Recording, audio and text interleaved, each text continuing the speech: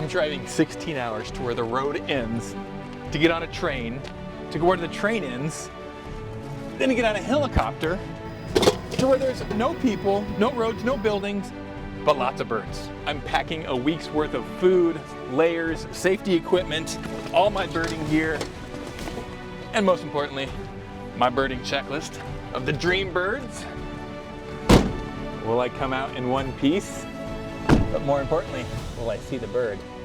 Grab your life vest. Let's go.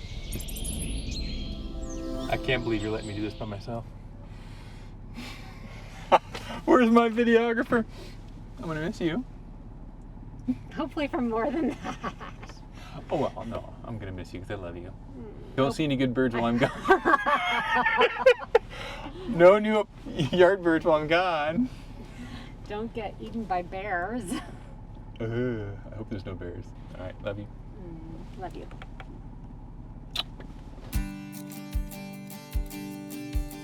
Most people don't think of ocean birds when they think of Ontario, but here I am, making it my mission to find them in a place with no ocean, no roads, and no easy way in.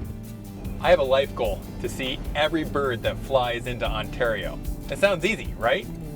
Like, sure, some birds are easy, like the Canada goose, or chickadee, or blue jay. They live right in my yard.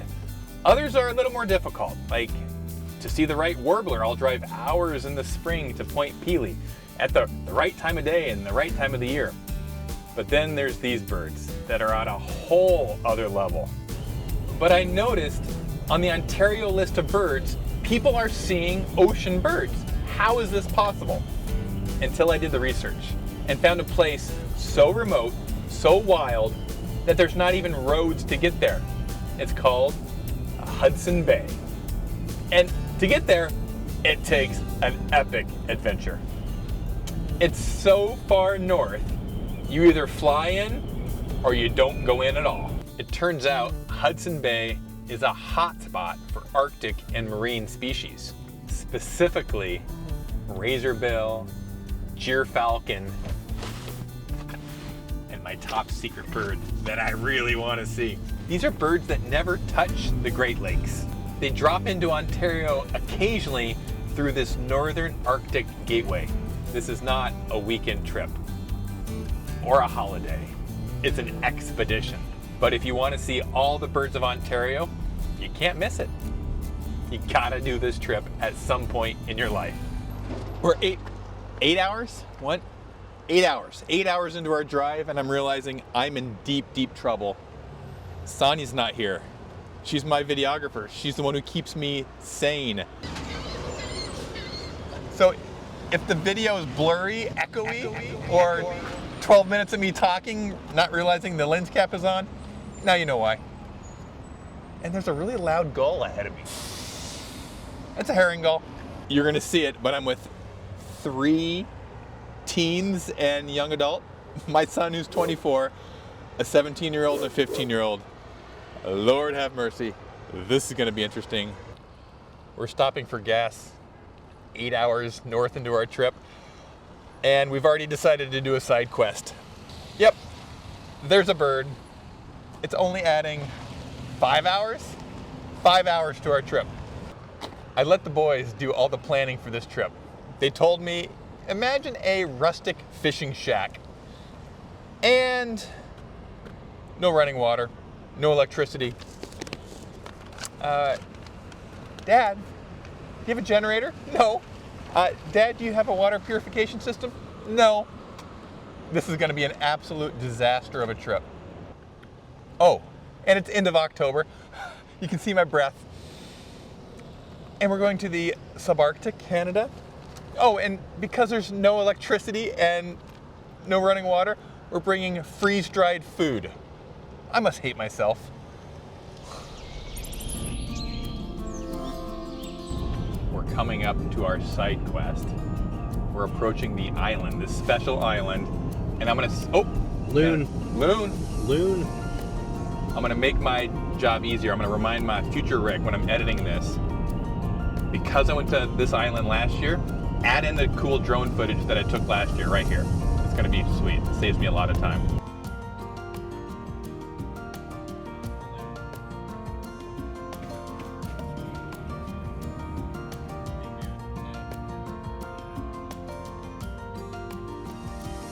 Yeah, they cleared some of this.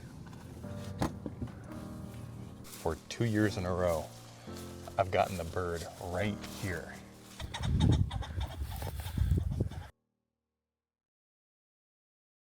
Can this be 3 years in a row?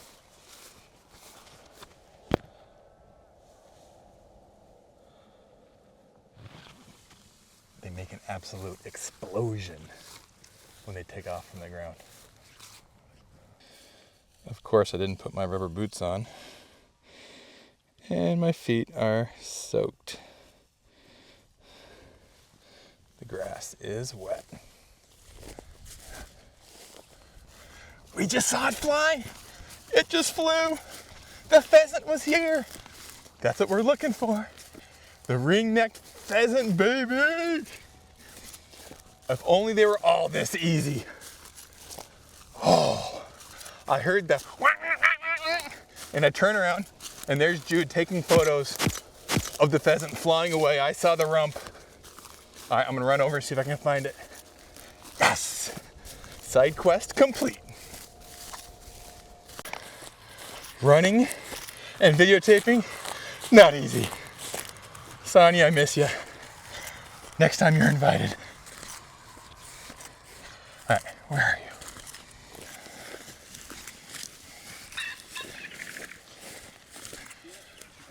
I heard it.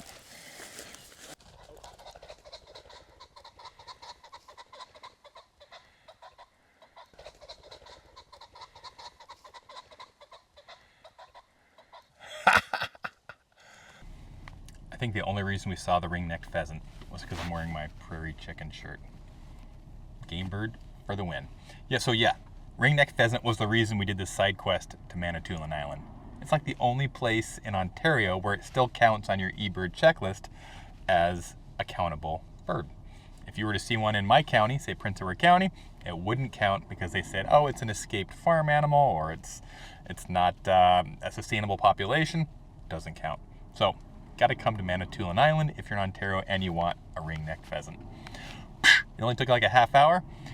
Unfortunately, we're not yet going to Cochrane. There's another side quest for another bird. It's only adding an hour and a half to our detour, to our road trip. But it'll be a new bird for me. What bird will it be?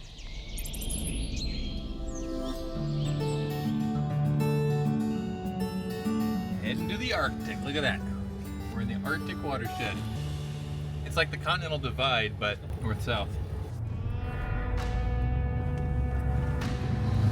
This bird loves dumpsters and trains. All visitors must sign in. That doesn't apply to us. We're not visitors. No.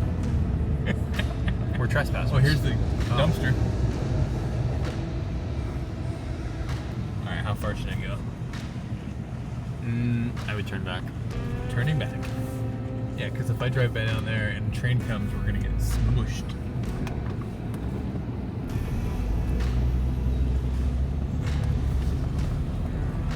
Where are you?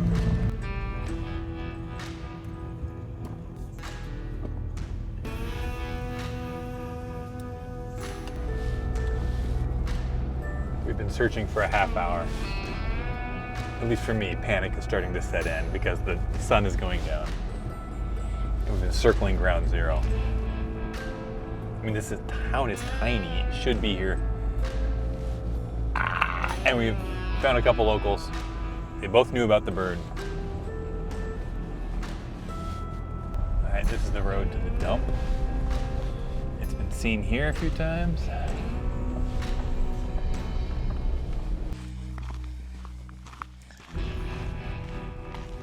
I realized when I watched back the footage of finding the ring-necked pheasant, I was breathing so hard. I'm so sorry for whoever's watching this. And I'm like, I'm not good at this. Vlogging, it's not my forte. Look at that sky, holy cow. It's like purple, it's so pretty. Oh my goodness, that is gorgeous. The bird we're looking for, I call it the Frankenfalcon. Frankenfalcon, like Frankenstein and falcon. Because it is a falcon, but it's enormous and doesn't act like a peregrine or the falcon you're thinking of. It actually walks on its super long legs, and it eats like dead animals like a vulture would. It's called the crested caracara. It's supposed to be in Florida or Texas, but this one came to Ontario. I really want to see it. We looked around for a little while longer, but no luck. We had to get to our hotel, but not before enjoying this beautiful sunset. Look at that sunset. Wow. They emptied me again. Oh, those birds are hungry. Time to film. You've seen this before. Armstrong Bird Food, #1 in Canada, and the only seed I trust in my backyard. All made right here in Canada. Family business since the 1980s. Real people who care about birds. No filler, just clean seed that birds love. Ooh, look at that. Word definitely gets around that Rick has the good stuff. Oh yeah. Available across Canada, in the US, and on Amazon Prime. Armstrong Bird Food, the official seed of Rick's backyard. That's much better. What a disaster of a morning. We're like, oh, a half hour is enough to load 12 bags out of the car. Apparently, you're only allowed 3 bags each, and our stuff was so out of sorts. Like, we had to consolidate, we had to squish. Oh my gosh. I need a moment, and I've not had a cup of coffee. This is the absolute worst way to start a trip. Getting Rick with no coffee. Kids that I'm... love you to death. Mwah. All right, we will get through this. Just need to get to camp.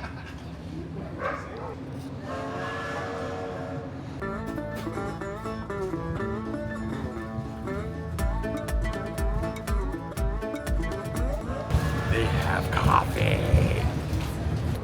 I was so excited to get some healthy food. So I ordered the fruit cup thinking it'd be like fresh vegetables. No, fresh fruit. That's the fruit cup. That'll be the freshest thing I eat in a week. Probably. It's got pear juice. All right. And a coffee.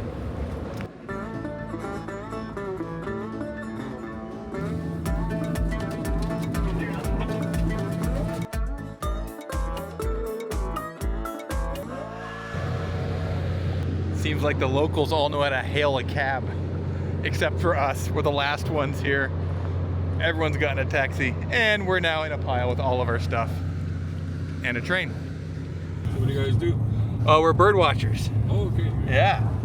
We're going to look for some good birds up here. Yeah. First time here? Yeah, first time to Moosonee. You lived here your whole life? Yeah. Nice. What do you guys do for fun up here? Oh, we hunt, fish. Yep. The taxi dropped us off at an airport. An airport? Expedition keeps on going. But it's not an airplane.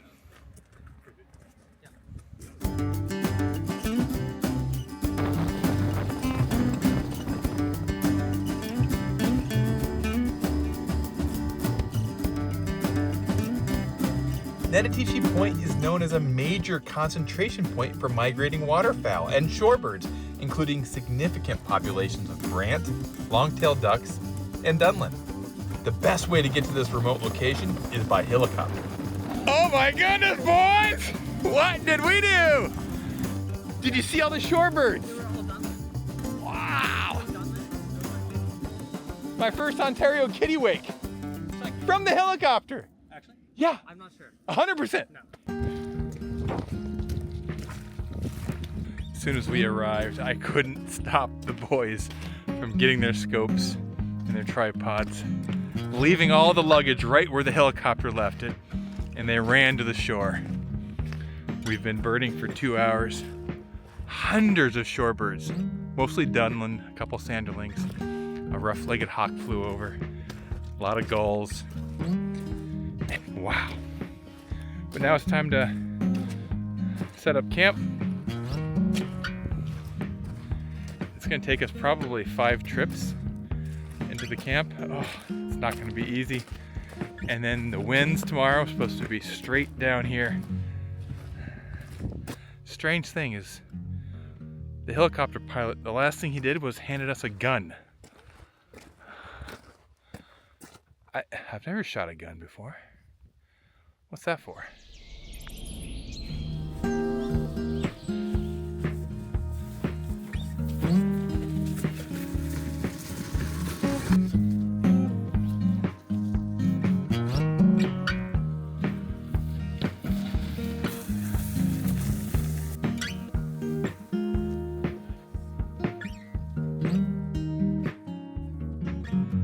And of course, key doesn't work. Of course the key doesn't work and the cabin was locked. We tried getting Leo through an unlocked window.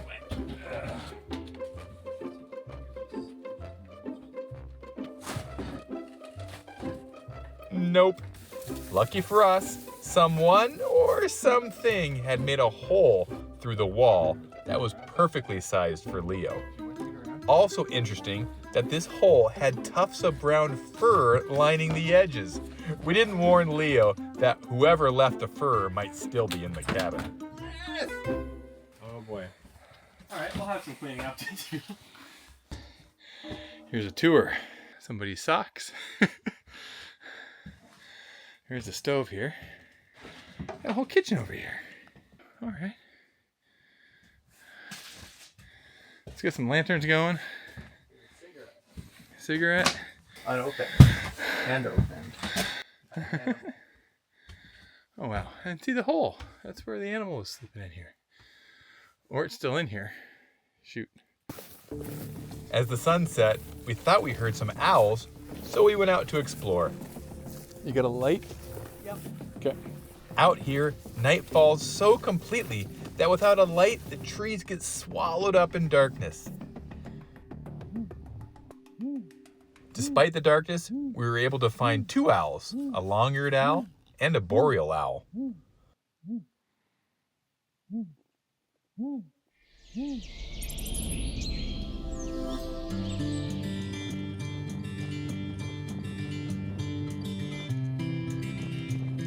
What is it?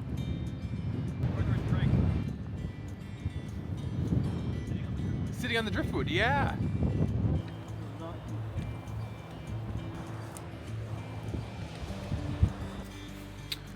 I'm going in to make lunch for the boys. First morning, success. No rare birds. We had a cool northern shrike show up. But man, winds are howling right into our face. Probably 50-kilometer-hour winds. Lots of ducks, long-tailed ducks, brant geese, like 5,000 of them. A lot of mergansers, all 3 types of scoters. Check this out. That's bear poo. That's bear poo on the trail. Oh, hey bear. Hey bear. Hey bear. I'm just a birder. I ain't got no berries for you. I got some bear spray though. I found this little shed. Not sure what it's for. It looks a little scary.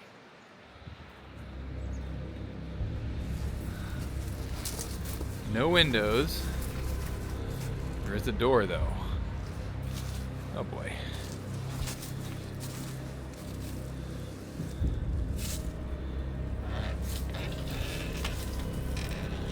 Ah, okay, okay. Ah, just like I'm used to at home. Oh my goodness.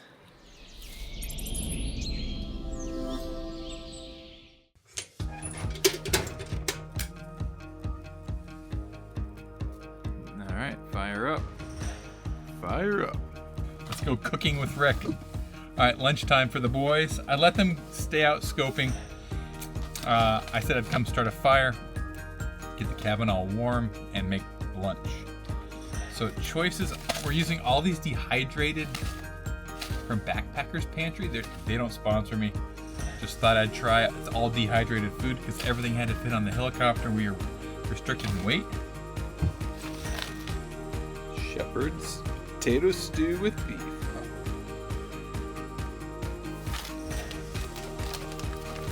Let's see, this was 1.5 cups of boiling water. Pour it in, seal the pouch, wait 8 minutes, open it, stir it again for 7 minutes. All right, enjoy. So it's like 15 minutes once you have the water boiled. All right, it's been a few minutes and the water's now boiling. Time to fill up the pouches. Woo!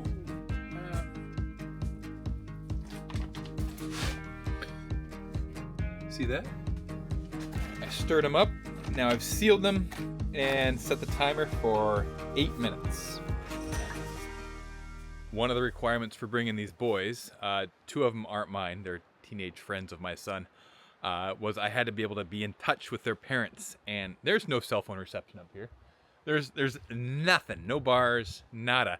So I decided to bring my Starlink, which is what we use when we're camping, my wife and I, and it's fantastic. Like, this is getting us 300 megs a second. It's one of their mobile units for RVs, but you got to keep it powered up. So when there's no electricity, there is a couple generators here, but there's no gas. I'm using this portable power pack, which is fantastic. But the brand is Jackery, and so that is a 1,000-watt unit, and it can charge all of our cell phones, all of our devices, and it can power the mini Starlink. However, it runs off batteries, so you have to charge it. How do I charge it? Well, I've got this solar panel, which is fantastic when the sun's up. But if there's no sun, it won't charge. So yesterday it didn't charge at all. So I've been limiting the internet to the boys at like 20 minutes a night. And let's see, what do we have? 71% left. So it will last the rest of our trip if the sun doesn't come out and doesn't charge it, because I've been limiting it. Fingers crossed for the sun to stay out, so charge it back up. They're also submitting their eBird checklist every night, and they're checking all the rare bird alerts from back home. The FOMO is huge with these kids. They don't want to miss any big birds back down south. All right, let's make some lunch. All right, honest opinion, how does it taste?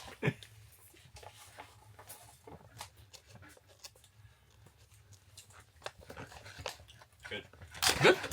All right. Hearty. It's like... Yeah. Hearty is a pretty neutral descriptor. You can say the right good and bad things. Oh yeah, I'm happy. With our bellies full and our bodies warmed up, we got back to the beach for some more birding. I told the boys that I was going to go check out this trail because Jude saw a spruce grouse. Well, I just heard something big walking through the woods. So for the first time, I've unwrapped the bear spray. I don't want to be fiddling with that if I come across a bear. That's a squirrel.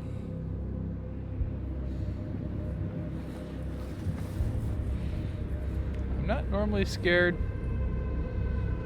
but maybe right now I'm a little bit on edge.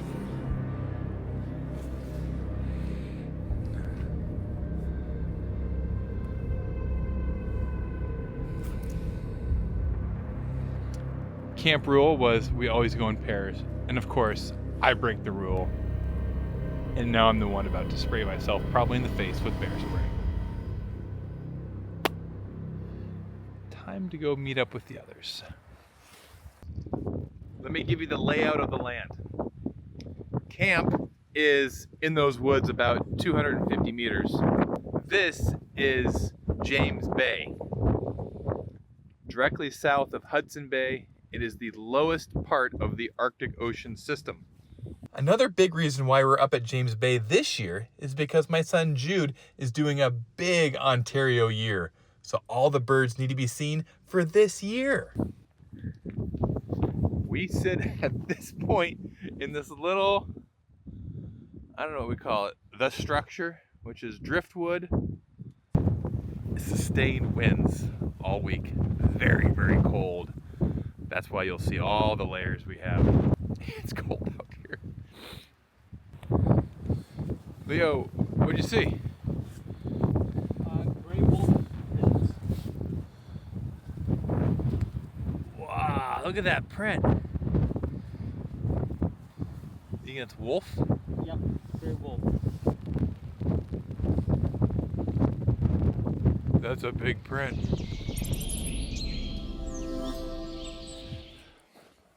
Here's the reality of birding. You never know where the birds are going to be. Let me give you the status here. We've found one bird for Jude's new year. And one of the birds we've been looking for just showed up basically in Jude's backyard back home. A razorbill.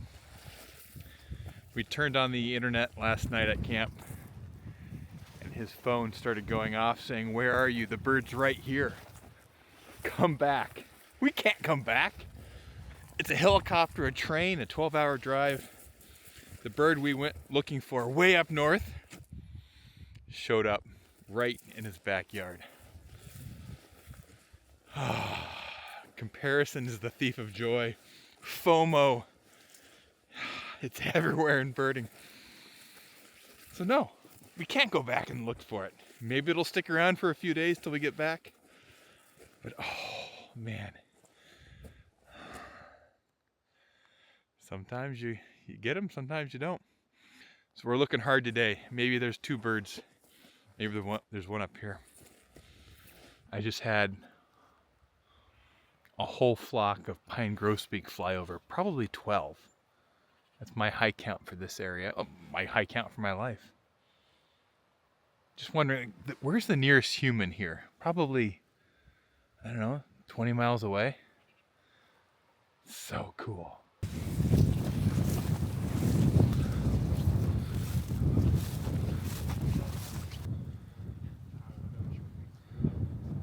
We're piecing it together, but it seems like there's a goshawk.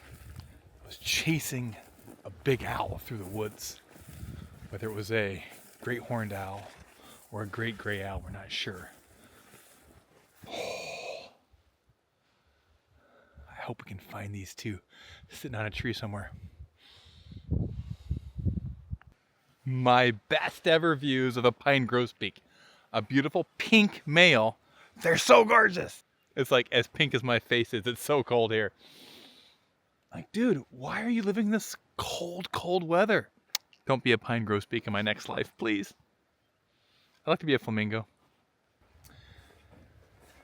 This walk through the woods has turned out to be my favorite part of birding up here in Netitishi. You're walking on moss, and you just know there's owls and grouse all around us. I'm walking in the woods just behind where we saw that American goshawk chasing the great horned owl. Man, I hope I can run across them. We've been woken up each morning with a duet of great horned owls.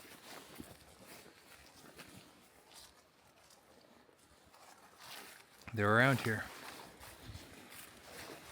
The boys are out scanning the lake, and I just checked the update on the bird in Toronto. Apparently it just died. I haven't told the boys yet. It's gonna devastate Jude. Alright, let's get the reaction on camera.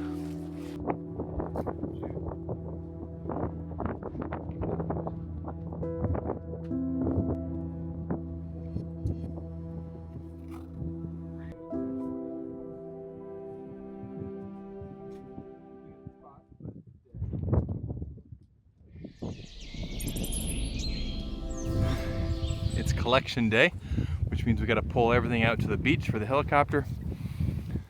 Oh, I'm out of breath because we've been carrying all of our stuff through the woods on a sled, and helicopter comes at 12:30 or so. It's now 9 a.m. so the idea is work first, then we can bird until the helicopter comes. Holy cow. But at the same time, there's boreal chickadees calling, redpoll. Luke is still looking for his first spruce grouse. And we think there's one more rarity we need to find in the water. Maybe a razorbill. Because, shocker, the razorbill that died yesterday in Toronto, it's not dead. It's alive. Somebody thought it was dead, but no. So there's still a chance. There's still a chance. If we take the train, maybe drive all night back to Toronto, we'll be there at first light.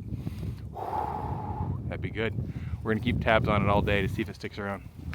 Leo called out a red phallus rope, but I wasn't able to see it. So that's 2 birds now on this trip.